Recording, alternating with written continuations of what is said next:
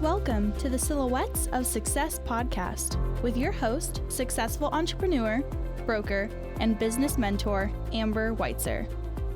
Because success comes in all shapes, sizes, and styles, the Silhouettes of Success podcast is shining the light on industrious women with a collection of curated conversations of intentional inspiration designed to inspire your heart, ignite your mind, feed your soul, and gift you with actionable insights directly from inspirational, everyday women who've shown tenacity, grit, and grace, having taken on the challenges in their lives and business and won.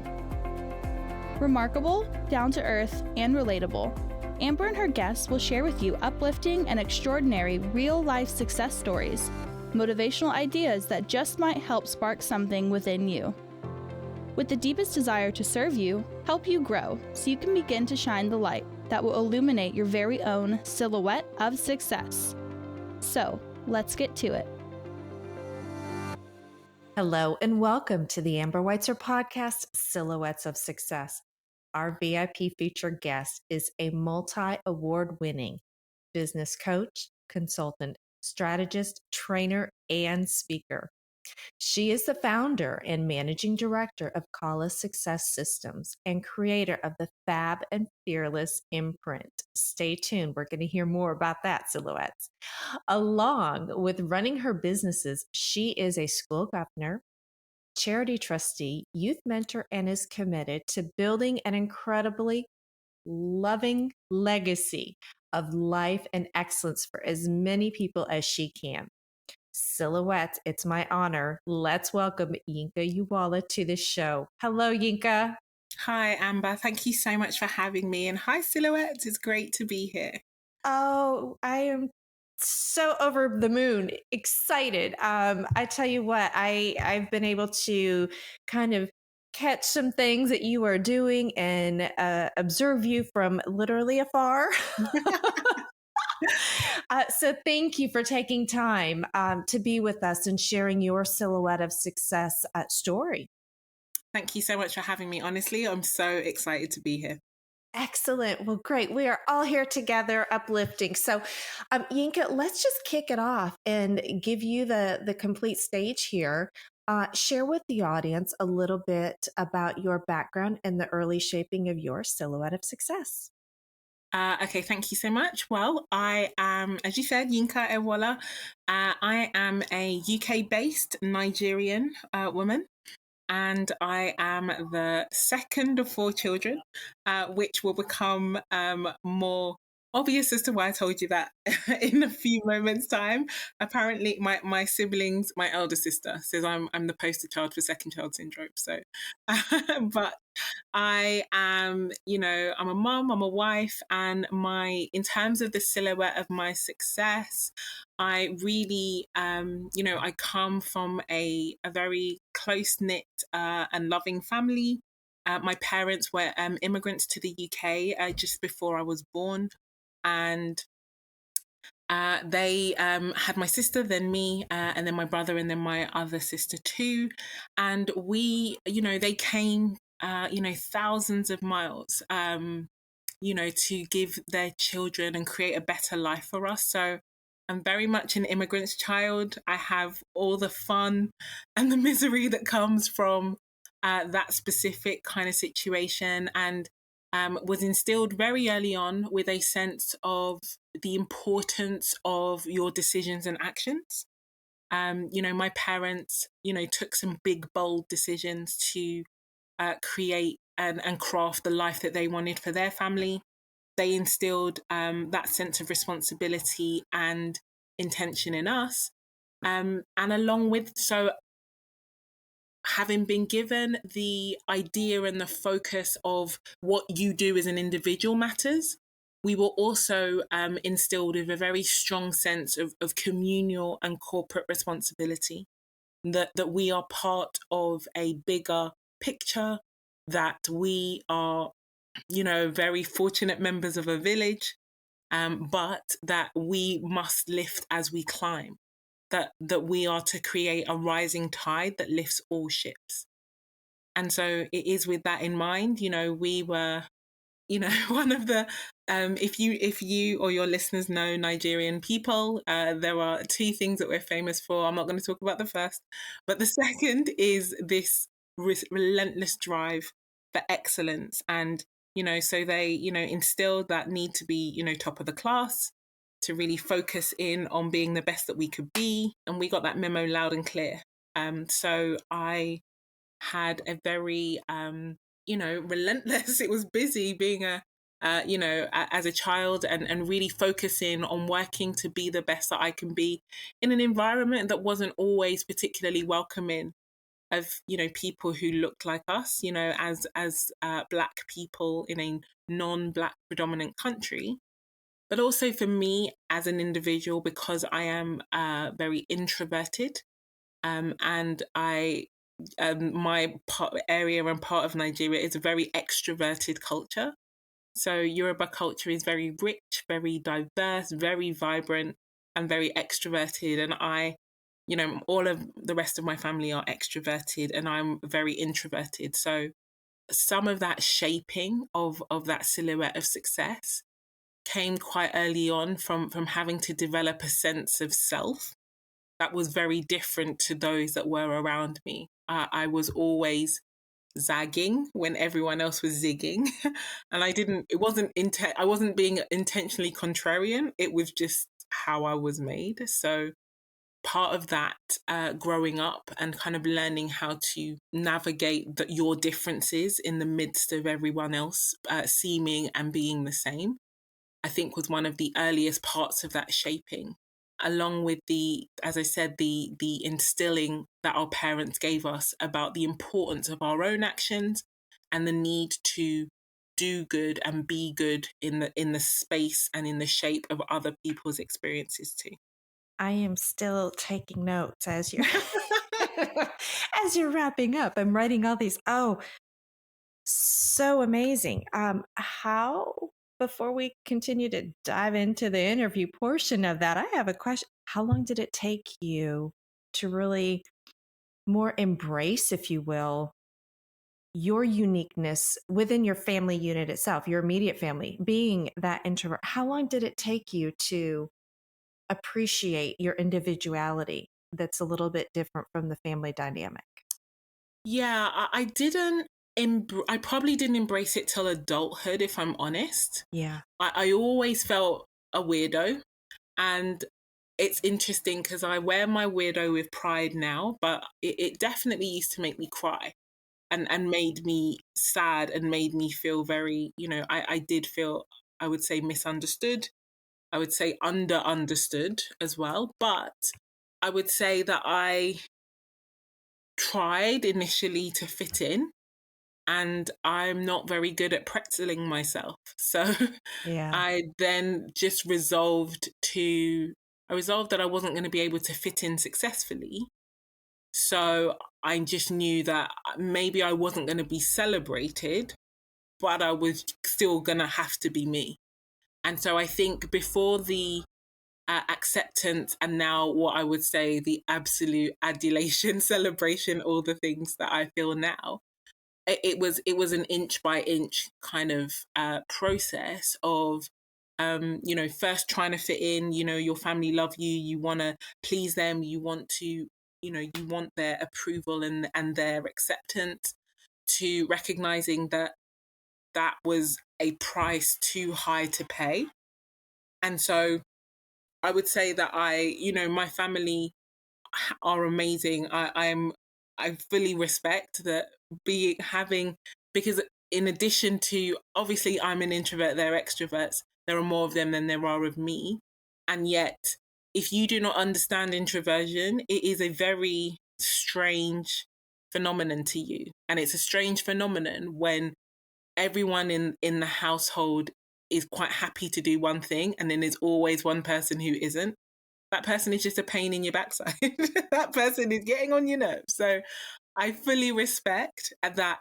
While it was difficult for me, it must have also been difficult for my parents. It must have been difficult for my siblings to always have a sister who just couldn't get with the damn program. So, and yeah, and as I said, it is all love. Like the we've come full circle. As I said, I probably didn't have that self acceptance when I was young, but I'm glad to have it now, and I'm glad having given birth and having 3 children of my own, and at least one of them being introverted now.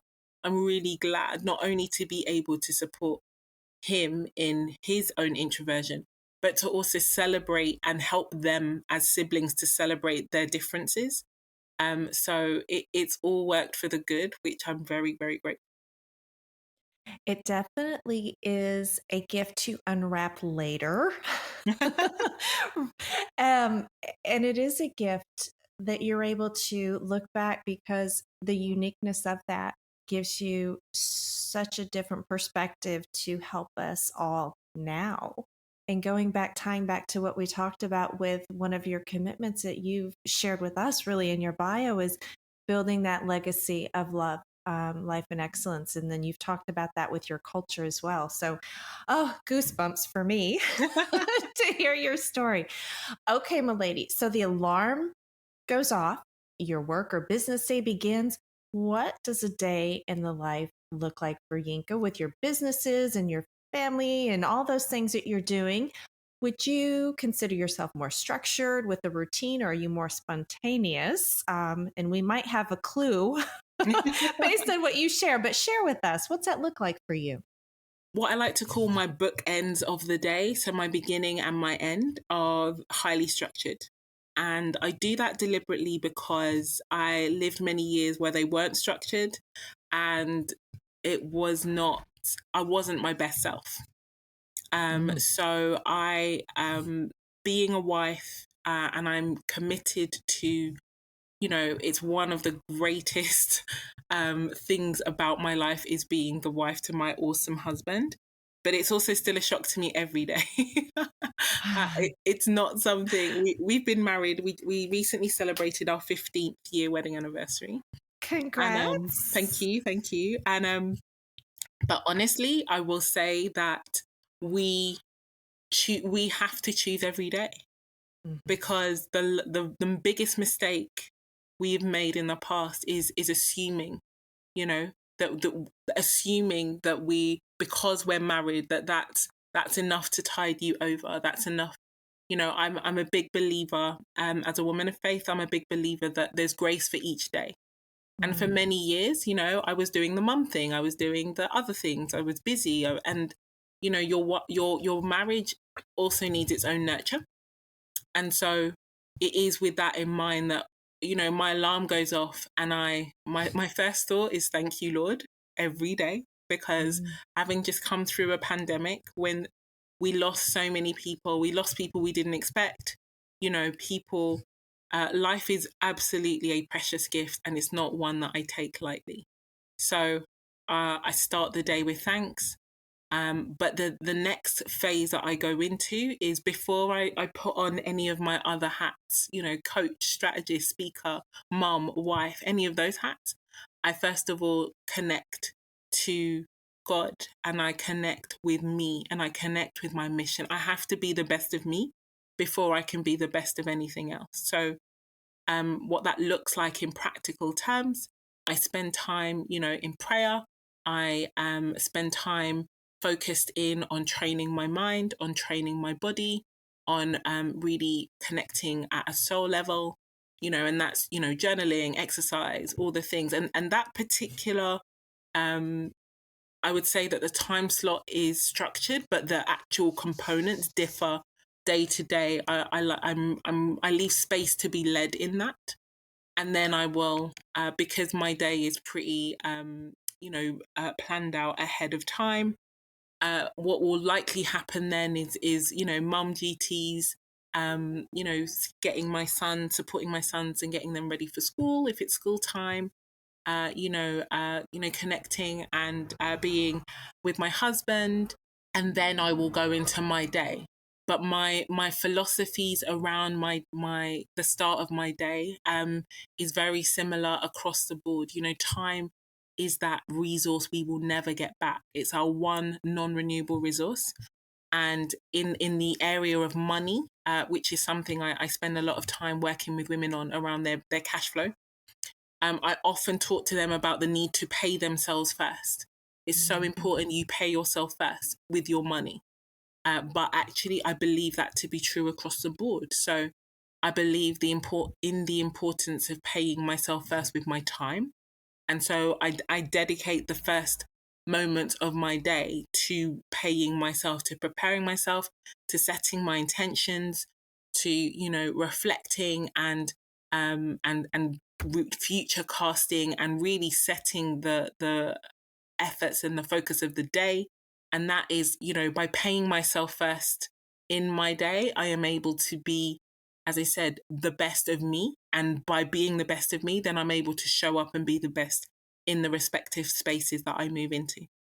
So I hope the audience was taking as many notes as I am, because there was quite a bounty of best practices within what you just shared. Wow. Golden, golden. Thank you for that. So much of what you shared with your philosophy, and you mentioned working with women in your businesses and cash flow and paying themselves first. Let's just jump right into that. Share with the audience, with us, about the journey into creating your businesses. And this is your time. I want you to tell us all about what you do and how you came into that. What led you and inspired you to create those? It's quite a story. So I often say that I was dragged into business as opposed to coming knowingly, willingly, and sticking around. But I first came into the business realm when my mum was diagnosed with breast cancer. So at the time I was working as an investment banker, and she was very early in her life, you know, and my grandmother was still alive at the time, and we didn't have a history of cancer in our family. So it wasn't like it was congenital. It was definitely, you know, stress factors and those kinds of things. And it was a really stressful and upsetting time for us as a family. But then I also began to realize that she was leaving chemotherapy to go to service client needs, because she ran her own business at the time, and the business at that time wasn't set up to be able to perform and exist without her.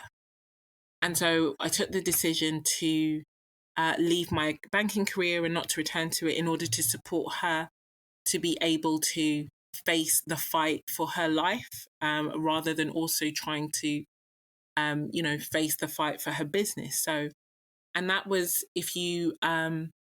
when I speak about what I do, I talk about the fact that I never want women to have to face the false choice of choosing between their money and their life.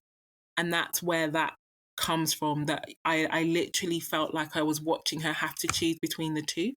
And actually, because I am a believer in, you know, true abundance, I'm an and, not an or kind of person. So I believe that every woman has the right to want and have the business and the money that she wants and the life that she wants. I definitely do believe that you can have it all, but I honestly believe that in order to have that all, we have to figure out how to make that happen in the world that we live in.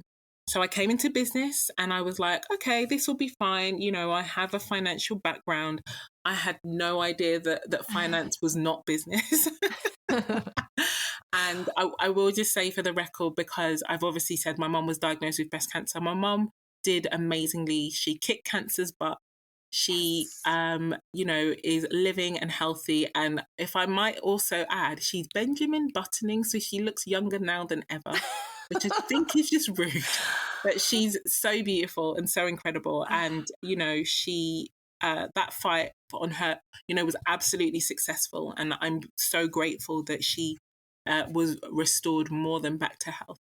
But it was through that particular journey, we got some really hard lessons. We realized through a series of what I can only describe as unfortunate events, that it was through that particular period that I began to realize that cash flow, or the presence or absence of cash, is the only thing that has the power to stop your business involuntarily. So I realized that if you have no cash, you have no business. And yet in going out there to try and support my mum to learn about how to help her with her business, I went out to, all the usual suspects in the world, looking at business training, looking at online marketing. We went to the government. We went to, I don't want to name anyone specifically, but I like to call them the Brads and Chads of the world. They know who they are. And what I was finding was training that was designed by men for men.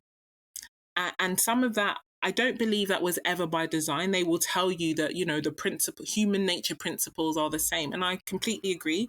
Psychologically, neurologically, absolutely true. And yet, we live in a patriarchy, and the world as a woman in the patriarchy is different than that of the world as a man in the patriarchy. And none of that was ever being addressed. And so what that meant was we were being given information to help us build our businesses, and we would apply it the way they told us to apply it, and the results weren't the same. And they just kept saying, well, just try harder, just work harder, just do more. And we were like, okay, cool. I've got that Nigerian work ethic. I can work harder than anyone. So, and it just wasn't the same. And I was like, something is going wrong here. And that was the first kind of strand to my business of recognizing that just work harder, just do more, hustle till you die it's not practical for anyone, but it also is more damaging in the context of the role and the other things going on in the lives of women. So I was like, okay, fine. So what do we need instead? And it was the what do we need instead part that helped me to initially found my business. And then, so I was working with these brilliant women, and women were coming, and, my business is growing. And I keep hearing the same things from women of, I'd love to work with you, but I don't have the money. I'd love to work with you, but, I'm short on cash. And I keep seeing women experience a feast and famine in their businesses. One minute they have, a big contract and they've got all this cash and everything is great. And then the next minute they're like, oh my gosh, like there's nothing, I'm stressed out, all of the things. And so I was like, hold on a second. There is something going wrong about the education for building businesses when cash literally is the most important, fundamental resource when it comes to business. The only thing I would say that could possibly beat cash is, relationship and connection. But cash is what you need for your business to stay alive. And there was nothing out there supporting women to understand what cash was, how to command it consistently, and how to reduce the anxiety inducing experience of building a business. And so that was where I was like, okay, I have the rage about this, that this is so important. And yet people are happy to take your money to teach you all manner of other things, from building a website to finding out your brand spirit animal. And yet no one is teaching us about the things that actually make the most difference. And so I got the rage, and then I decided to be the change I wanted to see. And that was where one of my latest and most exciting at the moment endeavors is around that Fab and Fearless imprint, and specifically focusing in on what I've called the cash flow accelerator. And that is just helping women to install the 3 keys that they need to build consistent cash flow in their business.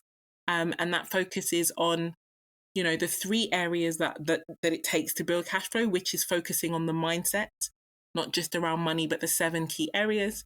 Then upgrading your skill set, because quite frankly, we don't have time to get things wrong all the time. When we're women, we just need to do the things and do them as right as we can first time.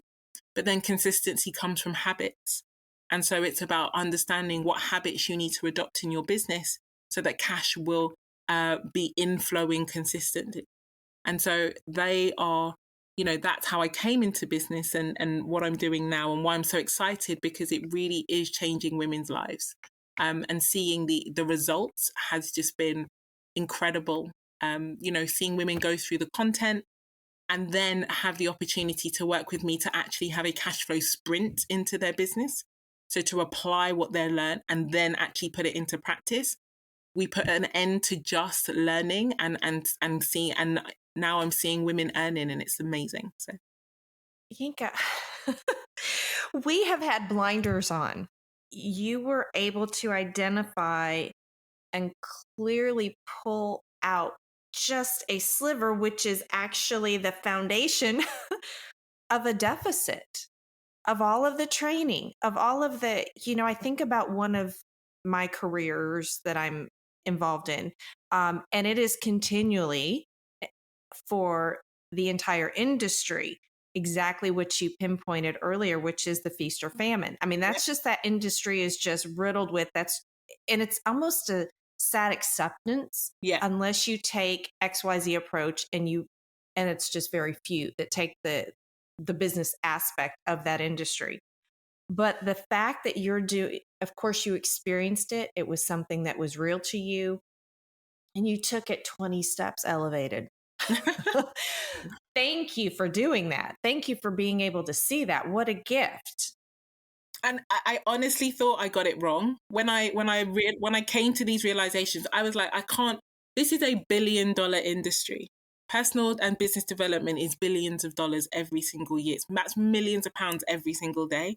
There's no way some random introverted, McGobby random woman. Second child. Yeah, second child syndrome quick. Yeah, and I was like, this can't be real. Yes. And and then I was like, okay, so I tested it out. I put together what I called a creator cohort. Again, one of the things that I love about the way that I did this, I had my ideas, but I drew women in who I thought would be, who I pitched it first of all. So, I didn't sell it. I didn't create it before I sold it, but I co-created it with women who would benefit from it so that they could say to me, we need more of this. We need less of that. I don't understand this. You need to, build this out more. And as I said, the results now, not only do we have, the content, which, as I said, for me, I believe is best in class. Of course, I would say that. I'll let them tell you themselves. But we have the portion for learning, but then we also have the portion for earning. And that, for me, is game changing. You don't leave the accelerator without having the opportunity to put it into practice, to, focus on the things that actually move the needle around cash. And I've had women come in, running a business for 10 years, running a business for 7 years, saying, I've spent 10 years building my business. I have literally only spent the last 3 weeks building my cash flow. How did this happen? And I've contacted different organizations. I'm in talks with a number of training organizations because I'm genuinely confused as to how it is that cash can be so essential to the life of a successful business. And yet the only other person that I've seen talk about this in any sort of way is Mike Michalowicz in his business hierarchy of needs. And even, that's in the context of a bigger issue. So again, he takes you right through the hierarchy. But honestly, the focus on cash is absolutely the difference that makes a difference. And, what I like to say is no cash, no business, lumpy cash, anxiety-inducing business, consistent cash, now you're in business. And the thing is, once your cash is consistent, you don't even need to focus on cash anymore. People often feel very chagrined about the idea of being someone to be seen to be focusing on the cash. But actually, someone giving you cash is them saying to you and proving to you that what you have offered to them is going to be of value to them. And so, yes, we're building a community. These women are passionate and committed to obtaining cash, acquiring cash, and therefore using that to build generation-changing wealth. And we make no apologies for that. So very exciting times. Okay, and just audience, all of her contact information and her and the opportunities to participate. Of course, we're going to go over that here in a little bit and include those links in so you can connect with her. Oh my goodness. Yinka, okay, so I'm watching the time. Do you have a little bit more time I do. spare? Okay. I do. I have up to the hour. So take... Okie doke. We're going to squeeze some more. Okay. Oh my gosh. Yes. Oh, geez. Crazy talk. How did we we were waiting for you. That's all I'm going to say. It's your time and we were waiting for you. So as a business owner and independent, if you will, where do you turn to for support or inspiration, motivation, anything like that? Are you participating in groups, or do you have just trusted colleagues or friends? Where do you turn for support? I would say all of the above. So I personally would never trust a coach who isn't coached. And the reason I say that is because human nature is always the same.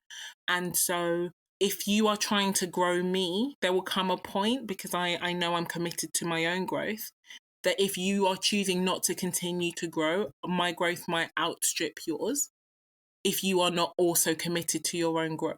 And so I have mentors, I have coaches, and that's plural, because just in the same way you wouldn't call a plumber to fix your electrics, I have different coaches for different specific areas that I feel like I want to work on, both on a professional and personal level. But then, yeah, I absolutely, I have, accountability buddies. I have business besties, and I tend to try to.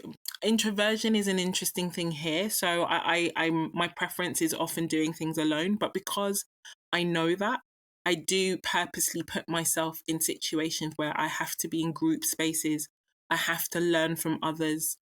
Introversion, I never want it, because it is such a part of me. I never want it to be an impediment to my growth or development. So I will do the uncomfortable thing when I need to, or, be in those spaces. But I'm also really grateful, because it has been the opportunity of being in those growth environments, in those group settings, hearing questions asked that it never even occurred to me to ask, because I don't think in that way.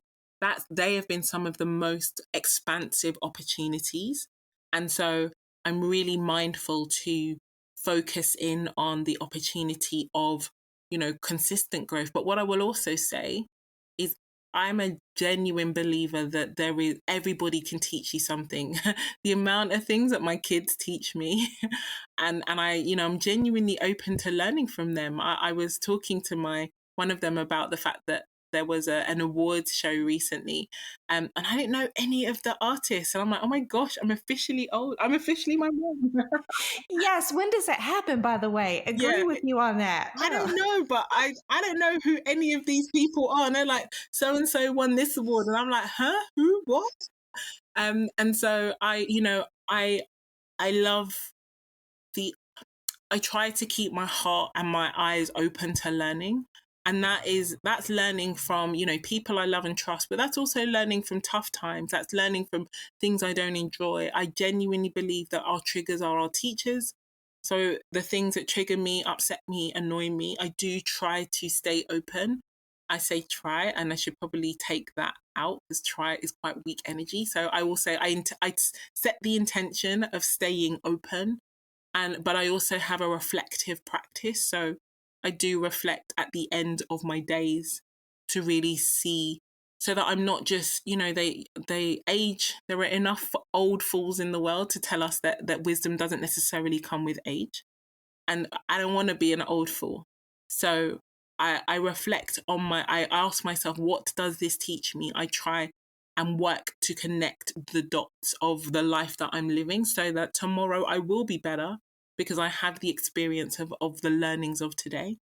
And thinking and hearing your thoughts with that, could you think of any positive adjustments that you've implemented in your day or your life or environment that do help support your growth, goals, and dreams?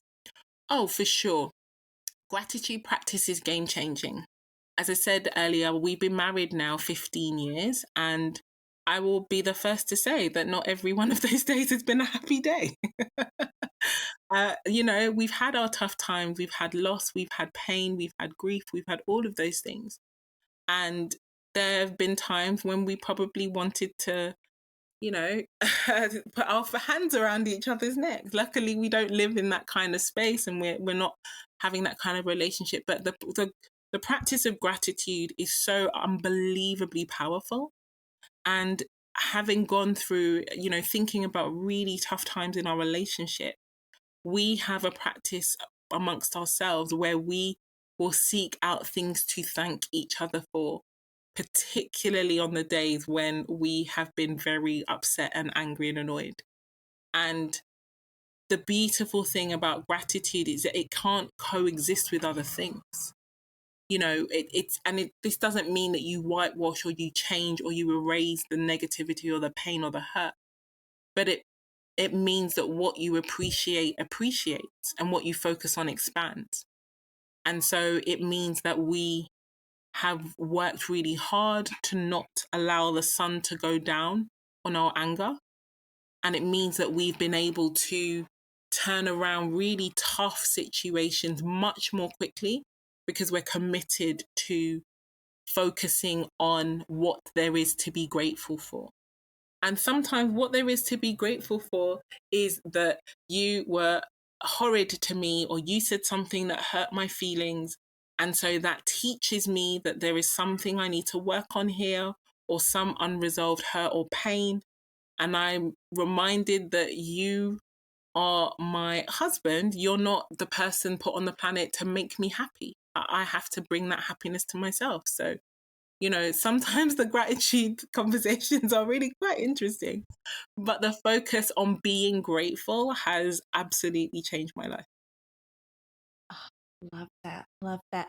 When do you, as Yinka, feel your greatest sense of satisfaction? Speaking of just exactly what you said, you are the person that has to make you happy. When do you have that greatest sense of satisfaction? That's such a great question. I am always conscious of how blessed I am, and how much has been given to me, and how just incredibly full and great things are in my life. And that isn't to paint a picture of perfection, because it doesn't exist in the real world. And that isn't to paint a picture of everything being perfect, because even now I'm navigating some serious and significant challenges in a number of fronts. But I think being able to finally get the memo. In the Bible, there's a verse that says that I will praise thee, for I am fearfully and wonderfully made. And I think that I've grown up in the generation of the believe in yourself mantra has been strong in my ears and environment. People spend a lot of time telling us to believe in ourselves, and to have believe in yourself, and everything will be cool. And I spent a long time believing in myself, until I recognized that belief is about having faith, and faith is about putting your trust and hope in things that you can't see and you can't be sure of. And I realized that shouldn't be something that's reserved for me, that I should be wholeheartedly sure of myself, and the things that, and my ability to create, and my ability to, generate wealth, create my own sense of safety and security. So when I came to the realization that I needed to stop believing myself, and I needed to remember who I really was, and who I really am, and the power that I have, and the magnificence that I will, I think that has been one of the most satisfying points, because it created such a boon of energy and hope and faith for other things. I don't believe in myself now, because I know who I am. I don't need to reserve faith for me. I can reserve faith for bigger other things, and I can just know who the hell I am and get on with making the magic I want in my world happen. Bam. It's got a mic drop right there. What? Oh my gosh, that is so powerful. It was very satisfying, I tell you. Wow, yeah. Honestly, yes, I'm feeling it for you. Yeah, no, I really spent so much energy. Believe in yourself. Come on, you can do it. And I'm like, I can do it, but not because I need to. I can do it because I'm gonna do it. it ain't going to be done till it's done. So Right. Oh my I'm gosh. not done Oh, till it's done. So outstanding. Oh my goodness. All right, my lady. We could keep on going, but there are a couple of things I really want to squeeze in here before we let you go. no problem. Thank you. We all crave great resources or books or different things that will help expand our minds. Sometimes just get through the day. Do you have any resources or coachings or anything that you'd want to share with us? And if so, what makes it a favorite? So many. I'm always reading books. I love, there are so many. One of the books that rocked my entire world was The Power of Now by Eckhart Tolle. I read it at a time when I was like really hitched and anchored to the past. And it was just the most liberating opportunity to just remove that burden. The past was no longer a burden. It was almost like a lantern guiding me to a better future. And I don't think I would have been able to achieve that without that book. The one that rocked my actual world again is Gabrielle Bernstein's The Judgment Detox, because before that point, I would definitely have said that I was a judgy McJudgeface about everything. And I didn't even realize that I was. I thought I was being a good Christian girl, a good mom, a good this. But even the idea of good girl, good mother, good, all of that, these are all judgments. And so that book, it wasn't even that it stopped me judging others, it stopped me judging me. That self-forgiveness that it brought into my world was just a gift that I gave myself. And then the beautiful side effect of that was that I don't have that judgment for other people. I just don't have it in the same way. I recognize so much fear in the world, so much hurt in the world, so much challenge in the world. And that doesn't absolve people from the need to not be a douche canoe. But it also does mean that I get to choose. I get to, like, you do what you do, and I get to choose how I respond, what I let into my world, what I will and won't accept. And again, that book was such a liberation. I've never cried as much reading that book as I have The Judgment Detox, but it changed my world. And then there are so many others. The Secrets of the Millionaire Mind by T. Harv Eker was a paradigm shift that has led to just game-changing results in so many spaces. It just introduced me to the ideas that ultimately are rooted in abundance, which is so much truer to what is actually true in the world that we live in. Before that point, I had only known, I thought there was, scarcity. I thought there wasn't enough. I thought I had to strive. I thought there were so many things I thought that book just did away with, because it invited me to recognize that, all there is abundance. That I don't need to strive. There's nothing to strive for. I'm already whole and complete.